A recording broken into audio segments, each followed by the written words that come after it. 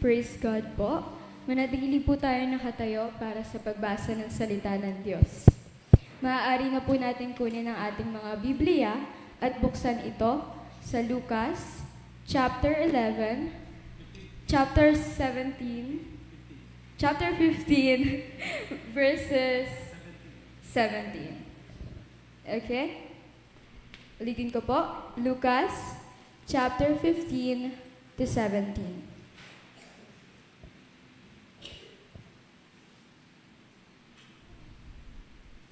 Pag nakita na po natin, ay sabay-sabay po ito nating basahin. Subalit, sinabi naman ng ilan sa mga naroon, nakapagpapalaya siya ng mga demonyo sa pamamagitan ng kapangyarihan ni Beelzebul, ang pinuno ng mga demonyo. May mga nagnanais na siya'y subukin, kaya't patuloy na humihiling na magpakita siya ng isang himala mula sa langit. Subalit, alam ni Jesus ang kanilang iniisip, kaya't sinabi niya, ang bawat kahariang naglalaban-laban, ang mga mamamayan ay babagsak, at alinmang sambahayang sila ang naglalaban ay nawawasak. Pinagpala na po ng Diyos ang kanyang mabuting salita. Amen. Praise God. Ayan. Magandang umaga po sa ating lahat. Purihin ang Panginoon. Ayan, ngayon pong araw na ito, unang linggo ng buwan, ng Marso, na March na pala, ang bilis ng panahon. Ang init na, sana ay maayos na yung ating aircon para malumigan na tayo. Ay pag-uusapan po natin yung serye natin patungkol po sa ito. Paano po tayo makakasumpong o makakatagpo ng kalayaan? Amen. Sabi nyo nga po, kalayaan. Yeah.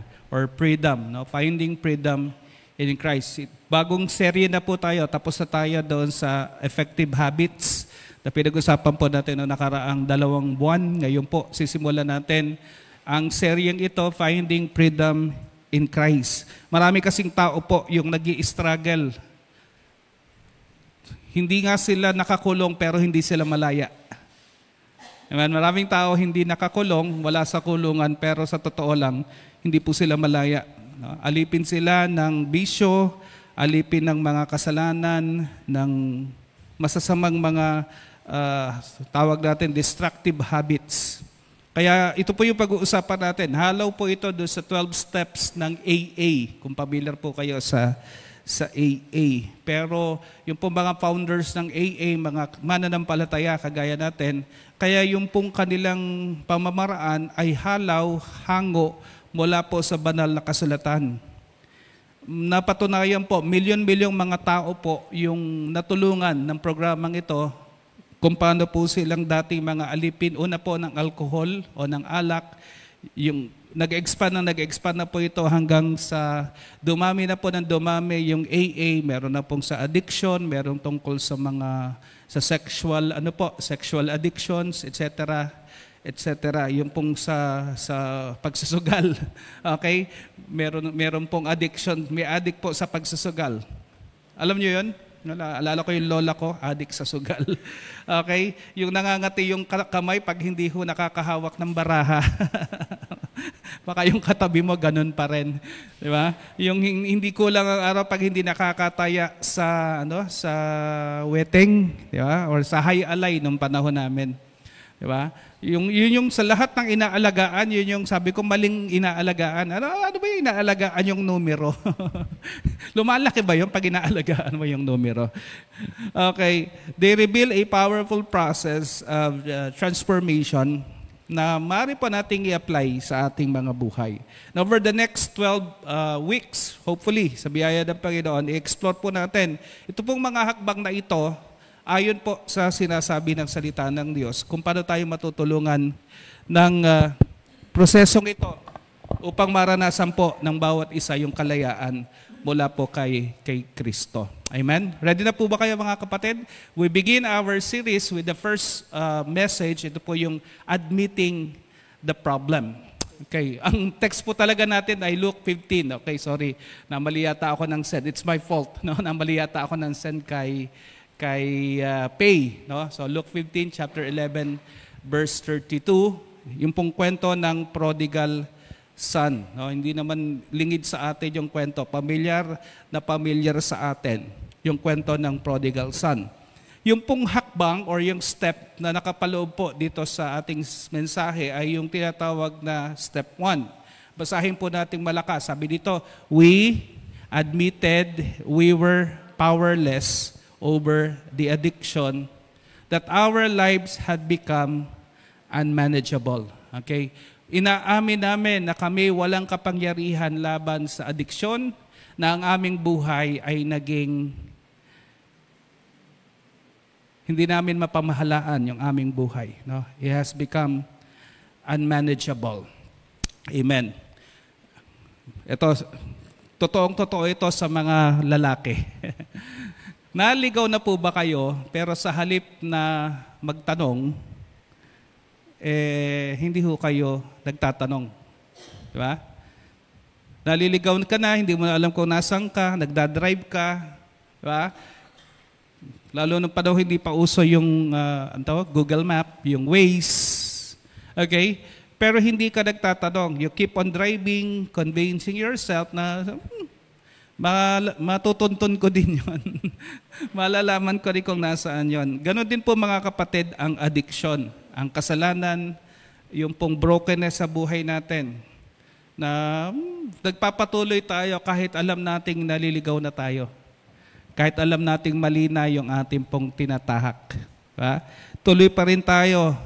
Sinusubukan pa rin nating ayusin. Sinusubukan pa rin nating i-deny. Pero sa bandang huli po, habang tumatagal, mas lalo po siyang lumalala. Totoo po ba yun? Parang yung sakit yan eh. Ayaw mong magpagamot, alam mong meron kang nararamdaman sa katawan, pero takot kang malaman na may sakit ka. Yeah?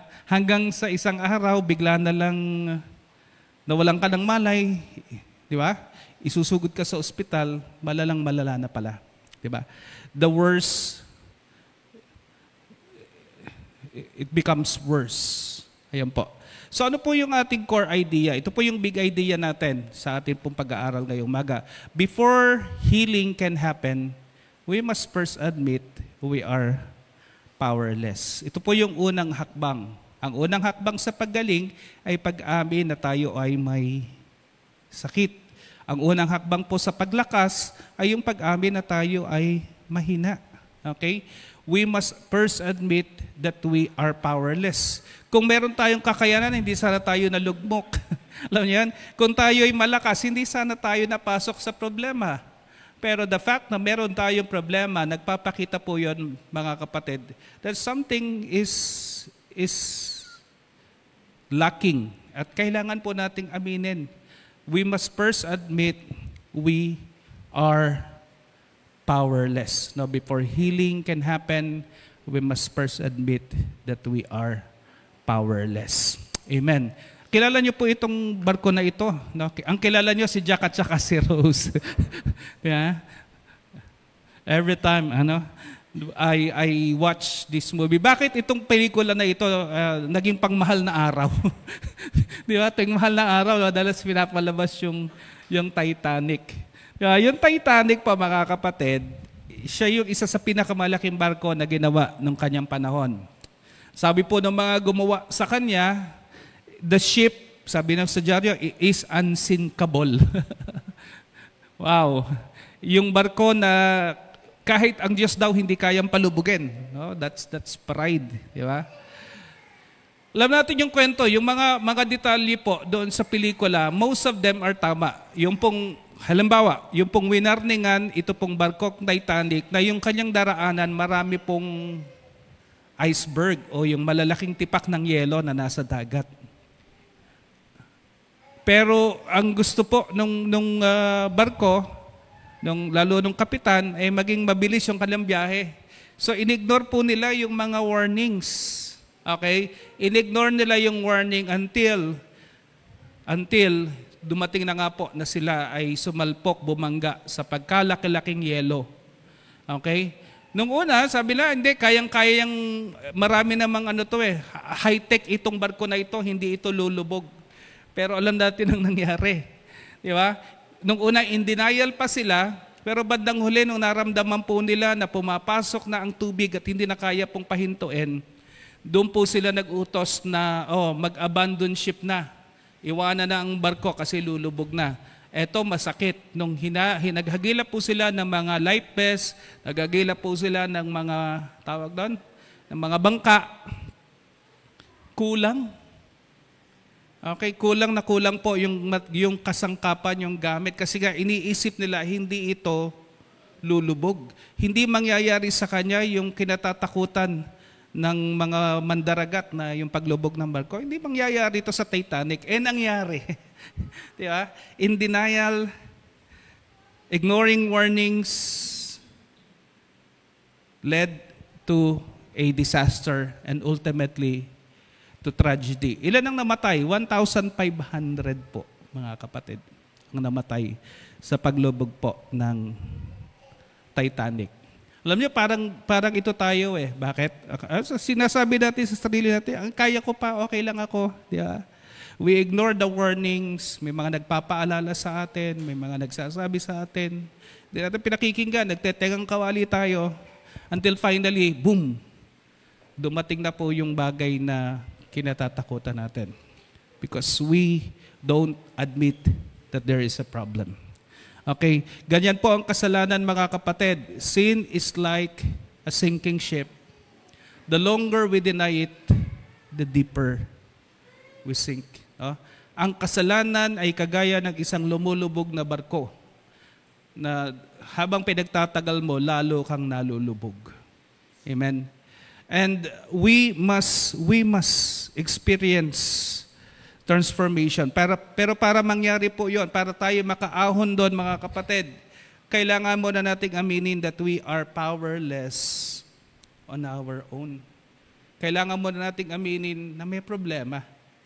Okay? Let us identify. Ano yon? Ano yung bagay na nagpapalubog sa'yo?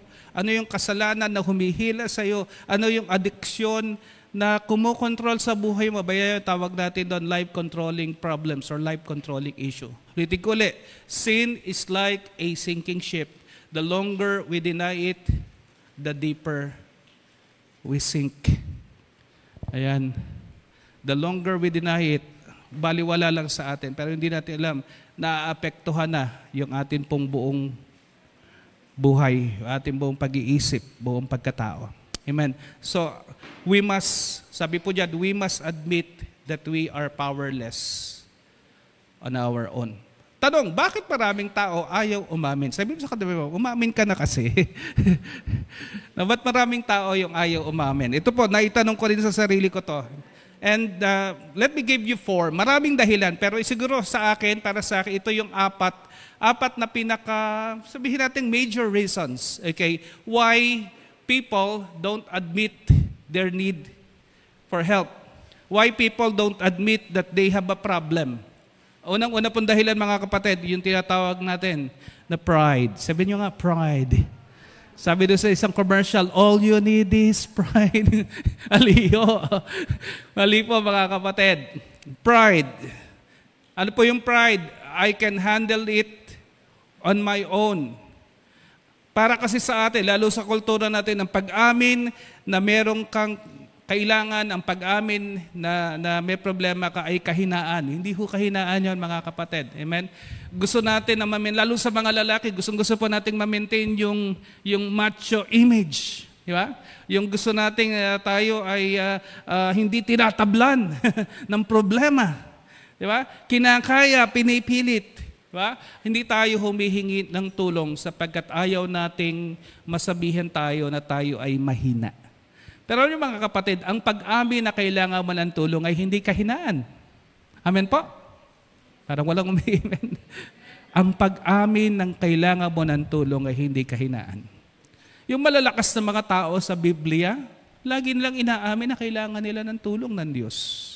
Si Haring David, isa sa pinakamatapang na tao na makikilala natin, nakilala natin, subalit kahit sa kanyang sarili, lagi siyang humihingi ng tulong. Di ba? So, ganoon din po, mga kapatid.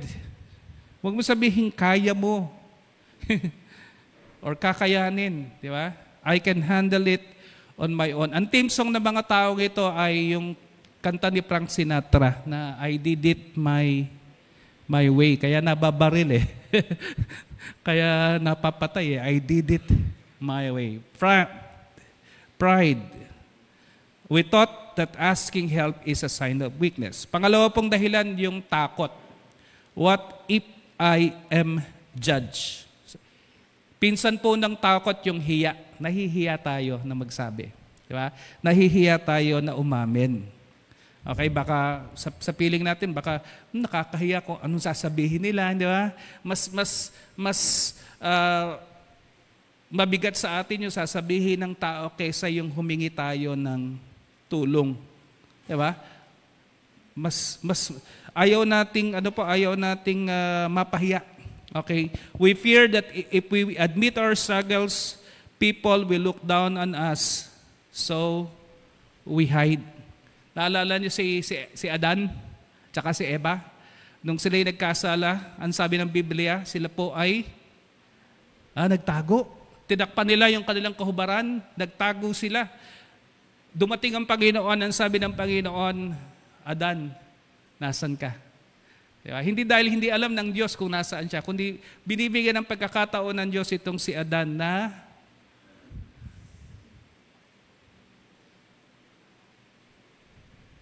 humakbang at ipakita yung kanyang sarili. Panginoon, natakot po kami, hubad po kami, ha?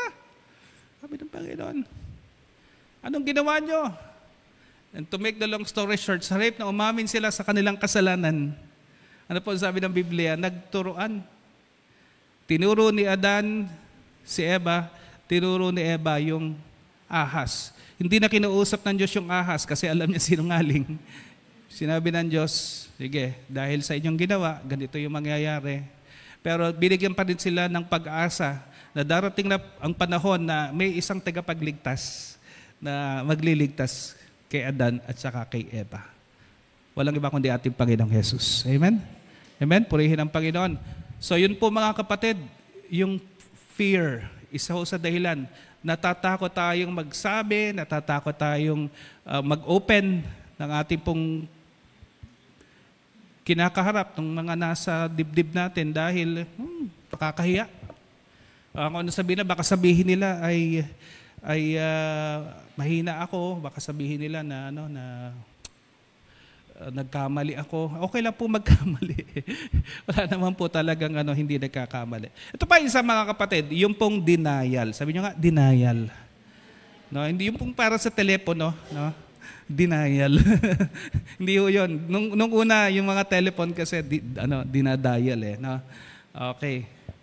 Ano daw ang Tagalog sa clinic? Yung mga dito, si Doktora, ano Tagalog sa clinic?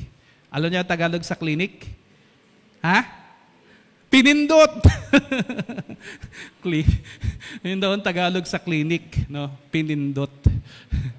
Clinic. Okay, denial. Hindi naman siya masama. Hindi naman siya grabe. Di ba? Baka bukas pa kayo matawa doon sa joke. Ang naisip nyo, yun pala yung joke ni Pastor. Lunes pa nung natawa. Okay, denial. Hindi naman siya malala. Di ba? Hindi naman siya grabe.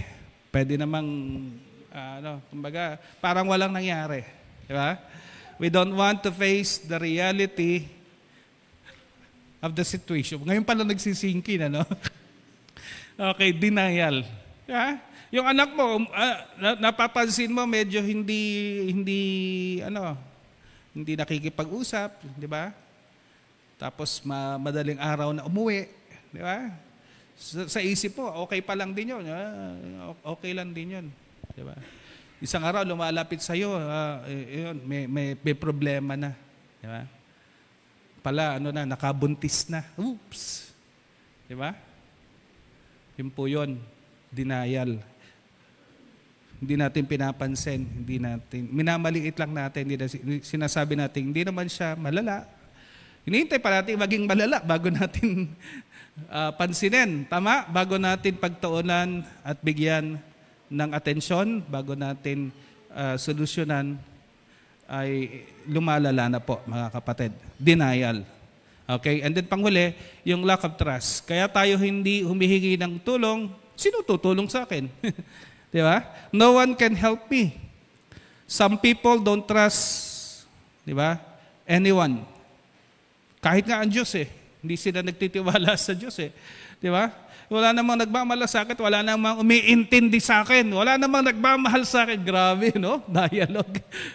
Di ba? Natatakot, hindi tayo nag-open up kasi sa tingin natin wala namang makakatulong. Hindi ka naman makakatulong Di ba?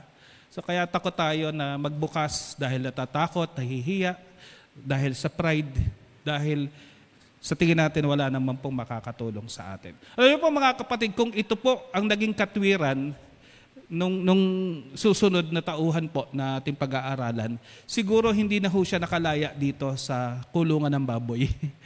Alam natin ang kwento, ito po si Bunso. Tawagin natin siya si Bunso kasi dalawa yung anak sa Bible, sa kwento ng Panginoon. Si tatay, sino yung mga karakter? Si tatay, si kuya, at saka si Bunso.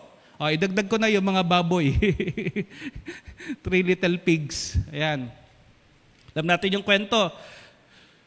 Sabi ng anak, tay, bigay mo na sa akin yung mana ko. Kahit buhay ka pa, sa kanilang kultura, may binibigay lang po ang mana pag patay na yung magulang. Pero salbahe itong anak na ito, buhay pa yung tatay niya, hiningi na niya yung kanyang mana. Yung tatay wala naman pong magawa dahil sa kanyang pagmamahal sa kanyang anak. At siyempre may tatalo sa kanyang kalooban, pero pinayagan niya. At sabi po ng Biblia, nagpakalayo-layo ang lalaki, nagpunta sa isang malayong lugar, doon niya nilustay ang kanyang kayamanan. Nagkataon na dumating po ang tagutom at wala ho siyang makuhang trabaho, wala namang alam sa buhay di ba? At isang araw siya po ay nagpaalipin. Pumasok siya bilang tagapag-alaga ng oink-oink kay ng baboy. Di ba? Sa sobrang gutom po ng lalaking ito, sa sobrang hirap ng kanyang kalagayan, kahit yung pagkain ng baboy, muntik-muntikan na po niyang agawan yung mga baboy na kanyang alaga sa sobrang gutom at hirap niya. At doon sa ganong kalagayan, doon po siya napag-isip. Sabi po niya, sa bahay ng aking ama. Sabi ng Biblia, doon siya natauhan. Yun yung literal na salita. Binasa ko talaga po siya sa original. Sabi, he came to himself. He came to his senses. Or sa Tagalog, natauhan. Sabi mo sa tabi mo, natauhan ka na ba? Maraming tao, pilit pa rin sila doon sa kanilang kalagayan, pero hindi pa sila natatauhan. Buti na lang ang lalaking ito sa kwento ng Panginoon, natauhan siya, nakita niya yung kanyang kalagayan. Sabi niya, dito ang kasalo ko mga baboy, mga dabarkads ko mga baboy. Kaya amoy baboy na rin siya. Hirap na hirap siya. Sa bahay ng kanyang ama, ang trato sa kanya ay senyorito. Anak. Ano ko nyo? Pero dito ang trato sa kanya, siya ay mababa pang sa alipin. Tandaan nyo, mga Hudyo, hindi sila kumakain ng baboy. How much more yung mag-alaga ng baboy? Ito na siguro yung pinakamababa na pwedeng maging kalagyan ng isang Hudyo, mga kapatid. Yung mag-alaga ng baboy. Sabi niya, sa bahay ng aking ama, yung mga katulong busog. Yung mga katulong maayos ang lagay. Samantalang ako dito, namamatay sa gutom. Sabi niya sa kanyang sarili, ano kaya umuwi ako sa tatay ko? Pero sa kanyang pag-iisip, sabi niya, nakakahiya. Di ba? Nakakahiya naman ako. Pagtatawanan ako Siguro, sumagi din sa isip niya na baka hindi na ako tanggapin ng tatay ko. Okay nyo? Baka sa sobrang galit, baka masama pa rin ang loob ng tatay ko sa akin, baka hindi na niya ako tanggapin. Pumasok din siguro marahil sa isip niya yon. Siguro pumasok din sa isip ng lalaking ito na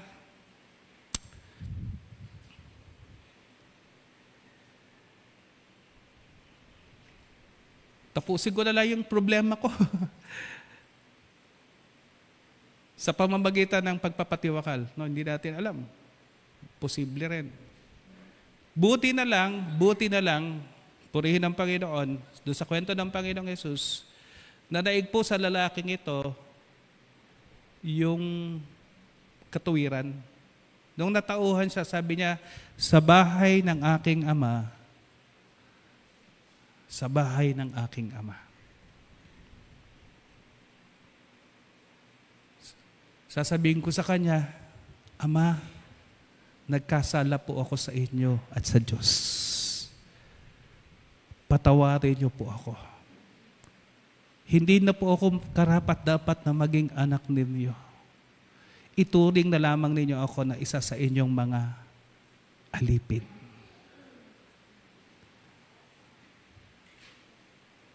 Kaya kahit nagula-gulanit yung kanyang damit, nawala na yung kanyang panyapak, nawala na yung Nike niya, naibenta na niya.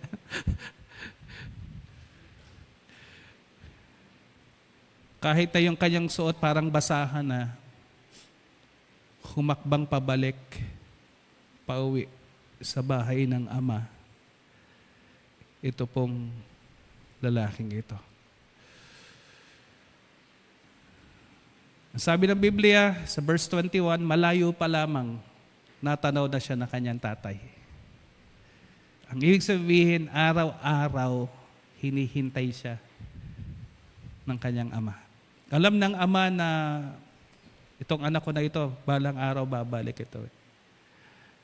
Balang araw, uuwi. Malayo pa lang ang anak, kumaripas na ng takbo ang tatay. Tandaan nyo, hindi ito ginagawa ng mga matatanda sa kultura nila. Ang mga matatanda, di ba, dahil dapat sila ay dignified. Diba? Hindi sila tumatakbo. Marahan sila pag sila maglakad. Pero dito po sa pagyayanang ito, tumakbo ang ama, papalapit sa anak. Niyakap, hinagkan. Siguro sabi ng anak, amoy baboy ka. Kaya sabi ng tatay, sige, kunin niyo yung bihisan niyo. Diba? Yung basahan na damit na suot niya, hinubad, binihisan po siya ng maganda. Siguro, pinaliguan na rin siguro at the same time, bago siya binihisan. So, to make the long story short, mga kapatid, natapos sana ang kwento kung ang lalaking ito, sinabi niya, nakakahiya. Ayokong humingi ng tulong. Ayokong aminin nagkamali ako. Ano sabi niya? Nung napag-isip siya, nung natauhan siya, sabi niya, aamin ako. Amen? Amen? Aaminin ko. Wala na siya magagawa eh.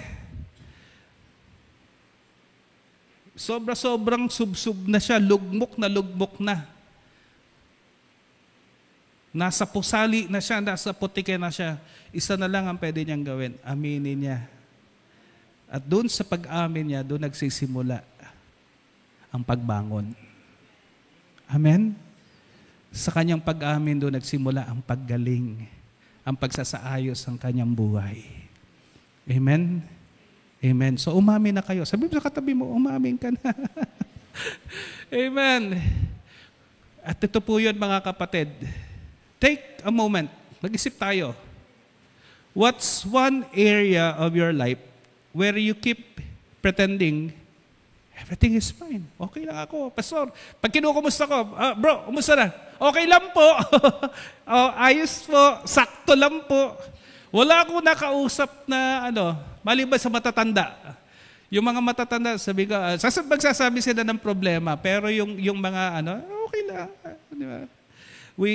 What area of your life? Sino po rito sa ngayon nangangailangan ng tulong ng Panginoon? Taas ang kamay. Amen. May area ng buhay nyo na alam nyo hindi tama eh. Alam nyo kailangan ng pag-aayos. Amen? Ano po ang sikreto? Admit. Okay? Admit that you are powerless. Admit that you need God's help sa buhay mo. Kagaya po ng lalaking si Bunso sa kwento natin. Kung hindi niya inamin, habang panahon, nandun na lang siya. sa kulungan ng baboy. Pero dahil po inamin niya at nagsimula po yung pagbangon, pag-ahon, nagsimula po yung pagbabago sa kanyang buhay. So tanungin mo rin yung sarili mo, ano yung pumipigil sa'yo para umamin ka? Doon sa 4, o baka may 5, doon sa nilista natin kanina. Ano yung dahilan bakit ayaw mong umamin? Hindi magbabago. Magbabago pero mas lumalala. Alam mo yun, habang hindi mo inaamin, mas lumalala. Pero pag sinubukan mong magsabi ng totoo, amen? Magsabi ng kung ano talaga yung sitwasyon at nagsimula ka na humingi ng tulong, makikita mo yung pagbabago. For the good. Amen? For the better. Amen?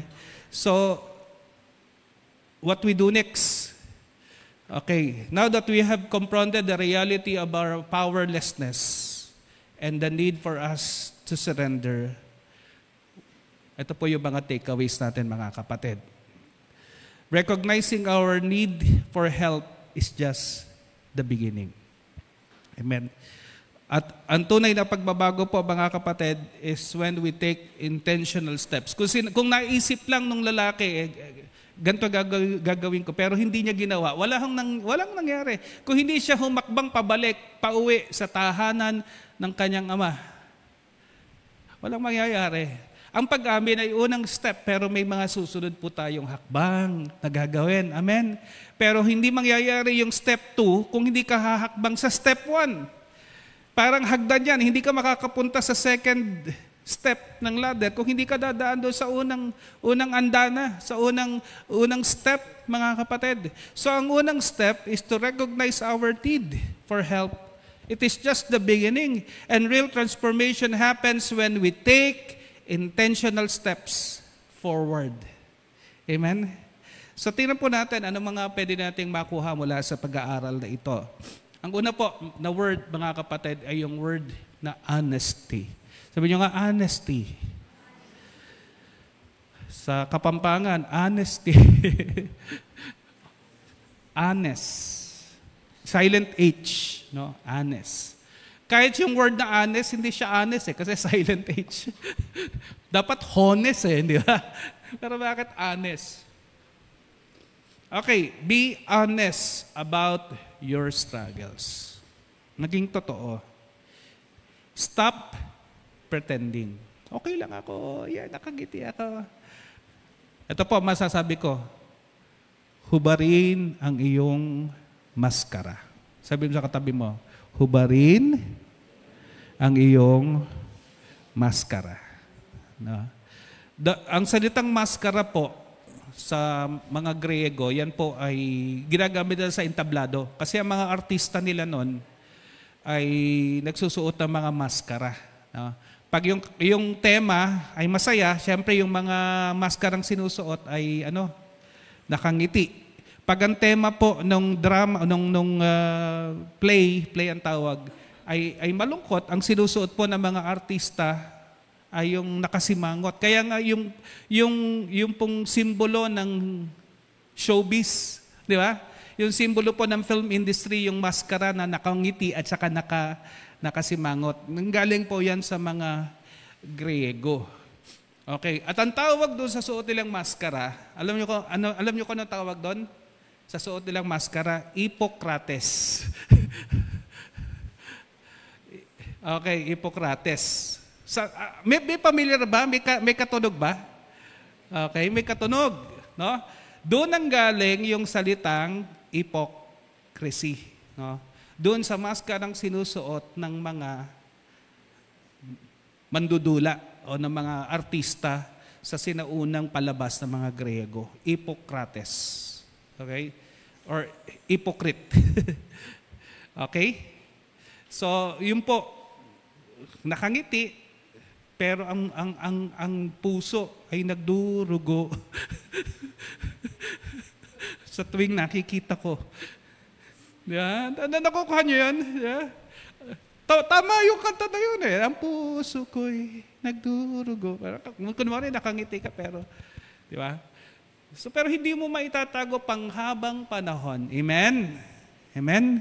Hindi natin maitatago. Bigla na lang, boom. Parang Titanic, bigla na lang, boom. So, di ba? Sasabog at biglang bubulalas kung ano yung nasa kaibuturan ng ating puso. We have to be honest. No? Stop pretending. Si Haring David is an example of an Hippocrates. Di ba? Simple lang ang ginawa niya. Pinapatay niya yung asawa ng babae na naging kalaguyo niya. Parang drama, no? Parang drama-rama. At eto, nabuhay si Haring David na parang walang nangyari. Siyempre, hari yun eh. Sinong magrereklamo doon? Sinong magdedemanda doon? Kahit na alam nila that there was a great injustice na si Uriah walang kalaban-laban, namatay ng inosente, namatay ng walang kamuang-muang dahil sa mga pakana ng Haring David. Walang nangahas na i-confront ang hari until one day inutusan ng Diyos ang propeta Nathan. Si Prophet Nathan, alam natin ang kwento. Kwento niya yung tungkol sa tupa at pastol. Connect na connect si Haring David. Di ba? Alam niyo yung kwento? Si Haring David, dahil familiar sa kanya yung kwento, dahil relate na relate siya dun sa kwento, nagalit siya. Sabi niya, dapat mamatay ang lalaki na yan. Anong sabi ng propeta? Kayo po yun, mahal na hari. Ikaw yun. Kumilos ang banal na spirito sa puso ng hari. Akala niya na nakapagtago siya. Di ba? Akala niya na itago niya yung kanyang kasalanan sa mahabang panahon. Pero ito, in-expose ang Panginoon. Sabi ng Panginoon, ikaw na rin ang nagsabi ko ano yung hatol mo. Kasi sabi ng Haring David, dapat mamatay yan eh. Pero dahil, sabi, mahal ka pa rin ng Diyos. Di ba? Hindi siya pinatay ng Diyos eh. Pero yung tabak, hindi na po naalis sa kanyang pamilya. Yung mga anak niya nagpatayan. Yung isang anak niya muntik na siyang patayin. Alam natin yung kwento, mga kapatid. Diba? So stop pretending you have it all together and start confessing. 1 John 1:9, ang sabi doon, ang Diyos ay tapat. Kung tayo po ay kung ipapahayag natin ating mga kasalanan, siya'y at tayo'y kanyang yun. Pero bago mangyari yung tayo'y kanyang patatawarin, ano muna yung dapat mangyari? Ipahayag ang kasalanan. Magtapat, ipagtapat. Amen. Be honest. Okay? Let us admit our sins. Let us be honest about our struggles. Kung meron kang struggle, stop pretending. Stop pretending. Then secondly, yung pong faith, mga kapatid. Pangalawang takeaway, yung faith. Seek help from God. Amen. Humingi ng tulong mula sa Diyos. Lord, hindi ko po talaga kaya. Hindi ko alam kung anong gagawin ko, Panginoon. Lord, tulungan mo po ako. Trust that God is willing and able to help. Ano po sabi ng Matthew 11 verse 28? Ano po sabi ng Panginoon? Halik kayo, mga napapagal at nabibigat ang lubha sa inyong pasanin at kayo ay aking pagpapahingahin. Amen. So yung mga lumalapit sa Diyos ng totohanan ng may, sabi nga, broken heart, contrite heart, hindi pinagtatabo yan ng Diyos. Amen po mga kapatid. Ang ayaw ng Diyos yun, nagmamalaki ka sa Kanya. Pero parang si Trump at saka si Zelensky, ayaw ng Diyos yung nagmamalaki ka. Di ba? Kung ikaw buong katapatan, buong pagpapakumbabang lumalapit sa Diyos, kagaya na lang nangyari din kay Haring David. Ang sabi niya sa awit 51, nung na-expose na po yung kanyang kasalanan, nung dinil ng Diyos yung kanyang kasalanan, ang sabi niya sa awit 51, ako'y kaawaan mo, O banal kong Diyos, sang-ayon sa iyong kagandahang loob, mga kasalanan ko'y iyong patawarin. Di ba? Ibalik mo sa akin ang galak ng kaligtasan. Restore unto me the joy of my salvation and renew a right spirit within me. Yun po yung panalangin niya. Seek help from God. Huwag mong isumbong kay tulpo. Lumapit kay Kristo. Amen! Amen. Lord, ito po yung problema. Ito po yung sitwasyon namin. Lord, tulong. Tabangin, sabi sa Bisaya. Di ba? Lord, tulong. Tulong. Hallelujah. And God is willing and God is able to help. Sige nga po, palakpakan natin ang Panginoon. Amen. God is willing.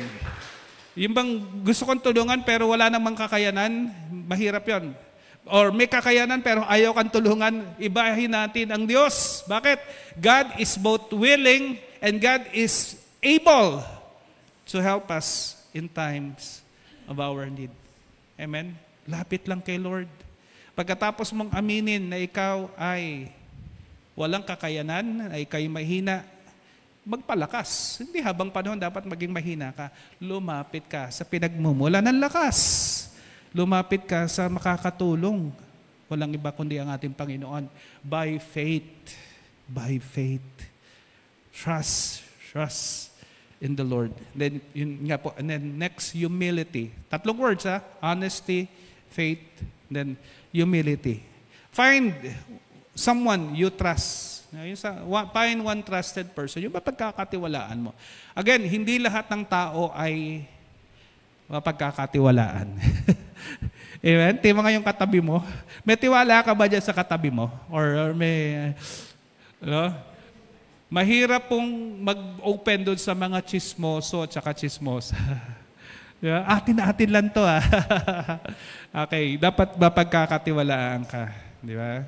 So, yun po, mga kapatid. Find one trusted person and share your struggle. Minsan kaya natatakot mag-share yung iba eh, kasi tayo na mismo yung nagiging dahilan kaya sila nagsasara eh, di ba?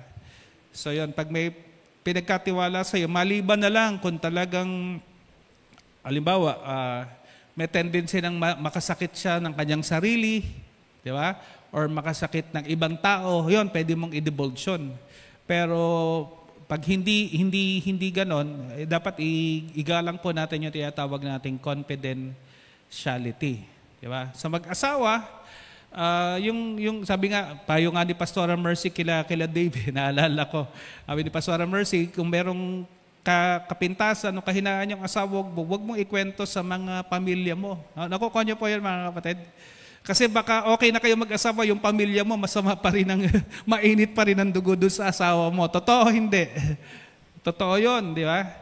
Sabi ko, ko yan, tama naman yun most of the time. Pero may mga pagkakataon, kailangan ka magsabi. Halimbawa, pag binubugbog ka ni May, sabihin mo, kwento mo sa nanay mo, baliktad eh, no? Pag may black eye ka, sabihin na nanay mo, ba't may black eye ka? Di sabihin mo kung ano dahilan, binubugbog po ako nung ano.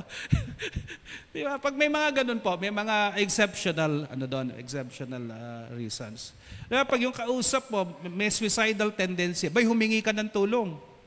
Amen. Pag hindi mo kayang i-deal, magsabi ka sa humingi kayo ng help, ng professional help. Nakukuha niyo pa, mga kapatid, pag may nagsabi sa iyo, parang gusto ko nang magpakamatay, ay, ano po yun? Hindi dapat pinawawalang bahala yon, mga kapatid. Sa Korea, sunod-sunod po yung mga celebrity na nagpapakamatay. Halos linggo-linggo may mga nagpapakamatay na celebrity. Bakit? Hindi nila maibukas yung kanilang nasa loob. Wala silang humility na umamin na may problema ako.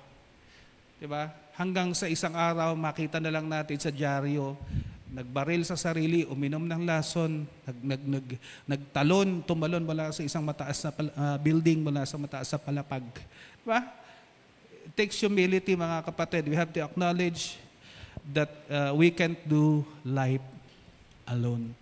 We have to admit that we are powerless. We have to admit that we need help. Amen? Tanong ko ngayong umaga, sino po sa atin ang kailangan ng tulong ng Panginoon? Pwede ba tumayo tayo manalangin? Bagay sa mga kapatid namin, nasa kanilang mga tahanan. Amen. Pwede bang sa mga tahanan nyo, pumikit kayo at itaas nyo yung mga kamay bilang pagsuko, paghingi at pagtanggap ng tulong. Hallelujah. Hallelujah. Taas natin ating mga kamay sa Panginoon. Sa iyong kinatatayuan o sa kinauupuan mo, humingi tayo ng tulong. O aminin natin, Lord, mahina po kami. Lord, ang dami namin problema. Ang bigat, hindi namin kaya, Panginoon. Huwag mong pilitin, huwag mong kayanin. Humingi ka ng tulong sa Panginoon. Hallelujah. Oh, hallelujah. Oh, sharabakaya. Handalabashikaya rabakay. Oh, hallelujah, hallelujah. Ama namin sa langit, lumalapit kami sa iyo nang may pagpapakumbaba. Inaamin po namin na hindi namin kayang harapin ang buhay ng mag-isa. Maraming beses namin sinubukang kontrolin ang aming mga problema, ngunit lalong lumalala. Lalo kaming napapagod, lalo po kaming nasasaktan. Panginoong Jesus, inaamin namin ang aming kahinaan. Inaamin namin na wala kaming kakayahan upang baguhin ang aming sarili nang wala ang iyong tulong, nang wala ang iyong biyaya. Tulungan mo kaming alisin ang aming pride, ang aming takot, ang aming hiya, at ang aming pag-aalinlangan kung may nagmamalasakit at makakatulong ba sa amin. Alisin mo po ito upang matutunan naming lumapit sa iyo ng buong puso, ng buong pagtitiwala. Katulad po ng sinabi mo sa Mateo 11:28 na lumapit kami sa iyo, dala lahat ng aming mga kabigatan upang kami makasumpong ng kapahingahan. Ngayon, ipinagkakatiwala namin sa iyo ang aming mga buhay, ang aming mga sugat, ang aming mga pagkukulang, ang aming mga kahinaan. Oh, hallelujah! Salamat po at ipinararanas mo sa amin ngayon ang iyong habag, ang iyong kalakasan, ang iyong kapayapaan, Panginoon. Tulungan mo po kaming magpakumbaba at humingi ng tulong una sa iyo at sa mga taong ipinagkaloob mo upang maging bahagi ng aming paglalakbay.